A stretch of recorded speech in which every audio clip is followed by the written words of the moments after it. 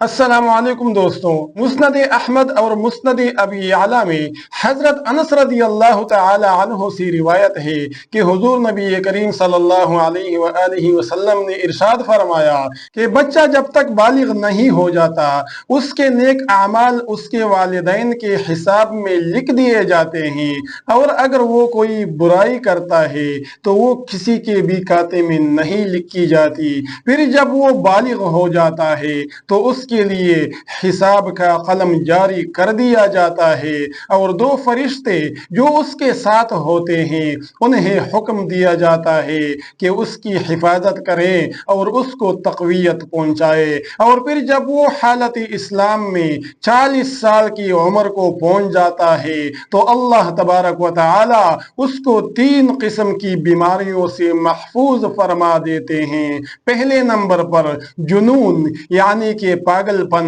دوسرے نمبر پر جذام، اور تیسرے نمبر پر برس کی بیماری۔ پھر جب وہ 50 سال کو پہنچ جاتا ہے تو اللہ تعالی اس کے حساب کو ہلکا فرما دیتے ہیں۔ پھر جب وہ 60 سال کو پہنچ جائے تو اللہ تبارک و تعالی اس کو اپنی طرف رجوع کی توفیق عطا فرما دیتے ہیں۔ پھر جب وہ 70 سال کو پہنچ جاتا ہے تو سب آسمان والے اس سے محبت کرنے لگتے ہیں، اور جب وہ 80 سال کو پہنچ جاتا ہے تو اللہ تبارک و تعالی اس کے حسنات کو لکھ دیتے ہیں اور اس کے سیئات سے درگزر فرما دیتے ہیں۔ پھر جب 90 سال کی عمر ہو جاتی ہے تو اللہ تعالی اس کے اگلے اور پچھلے تمام گناہ معاف فرما دیتا ہے، اور اس کو اپنے گھر والوں کے حق میں شفاعت کا حق عطا فرما دیتے ہیں، اور اس کی شفاعت کو قبول بھی فرما دیتے ہیں، اور اس کا لقب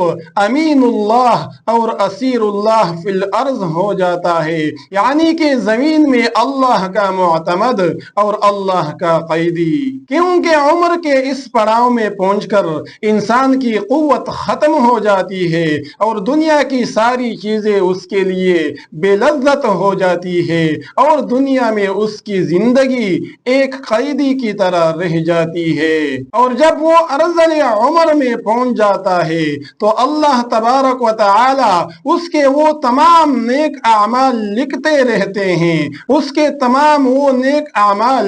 برابر لکھتے رہتے ہیں جو وہ اپنی جوانی اور صحت کے زمانے میں کرتا رہتا تھا، اور اگر اس سے کوئی گناہ ہو جاتا ہے تو وہ نہیں لکھا جاتا۔ اللہ تبارک و تعالی ہم سب کو بھی یہ تمام تر سعادتیں نصیب فرمائے، آمین والسلام۔